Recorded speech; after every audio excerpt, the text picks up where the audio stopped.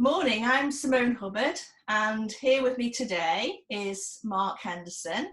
We're going to do a short interview on behalf of Fantastic Books Publishing, who is the company that Mark's used to publish his books. And he's going to read a short excerpt from the latest novella, which is called The Cat of Doom. Okay. Thank you, Mark. Thank you.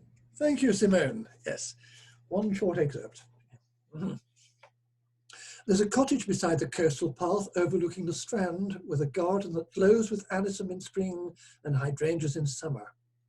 The buddleias around its borders are turbulent with butterflies. A sad man counted 23 different species there one sunny July morning. At the bottom of the garden rises a giant ash tree, a refuge for green woodpeckers and red squirrels. Its roots pierce to the centre of the earth, while its topmost branches caress the sky. Between the ash tree and the cottage is a well of unknown depth. A faint sulphurous odour arises from it. The cottage is a long single-storey dwelling and stands isolated, invisible from everywhere except the garden gate. Ferns grow from its thatch, and grey and yellow lichens adorn its sandstone walls. Tiny windows reflect sun and cloud, and the susurrus of waves on the foreshore lulls the lawns into timeless somnolence. Beside the door stands a stone mushroom on which the occupant could sit and absorb the warmth of the sun, the scent of the flowers, and the humming of bees, if there were an occupant. Walkers on the coastal path admire the idyllic cottage and garden as they pass the gate, but they linger only briefly before moving on. Few venture to step onto the path that beckons them to the low oak door beneath the twittering eaves. Even strangers sense that no one has lived there for a long time. Who maintains the fabric, tends the garden, and keeps the path clear? No one asks. Cuthbert piloted his rusty yellow Volkswagen along a twisting lane past a farm owned by a pack of mangy dogs, who spoke in chorus and talking blues. The twisting lane became a rough track, which Cuthbert approached too quickly, forcing a cyclist off the road and into a white poplar tree. Shortly afterwards, his car fell into a ditch, and he tumbled out and continued his journey on foot, carrying his worldly goods in 4 supermarket carrier bags.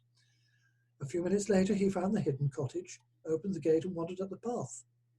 The front door key lay on top of the stone mushroom, shining like a fallen star. He let himself in, banged his industrial helmet on the lintel, tripped over the doorstep, and made himself at home. Far behind him, the chanting of the mangy dogs continued. On the bedroom wall hung 2 photographs, one of a mustachioed Edwardian gentleman with a tweed jacket and shooting stick, the other of Mount Ararat. There was a chest of drawers with a trio of teddy bears on top. The drawers were empty except for mothballs and a ticket to a performance of Brigadoon in Eastbourne 4 years earlier. There was also a wardrobe which contained no clothes. The only items in the wardrobe were a spare blanket, a 7-legged spider called Bruce, and an electronic device of a kind Cuthbert had never seen. It was pyramidal. He studied it but couldn't ascertain its purpose, so he plugged it in and switched it on. It made a whirring noise. A red light flashed, and there was an odd smell. Then he turned round and saw the cat. It was a large, black, silent cat. It lay on the checkerboard tiles, and its posture betokened both imminent slumber and imminent pounce, antitheses only a cat can reconcile. It stared at him, a Felis devoid of domesticus, its yellow eyes opening on depths beyond the limits of the cosmos, beyond the limits of time. From the bottom of the garden beside the coastal path came a rushing of wind among branches. Around the cottage a gentle zephyr breathed, strength 2, but the wind at the top of the giant ash tree was strength 7. The cat went on staring at Cuthbert. Cuthbert dropped his coffee cup. It broke. The cat didn't move. "Oh dear, my mother always called me Butterfingers," said Cuthbert. The cat went on staring. Cuthbert went back through the kitchen to the living room.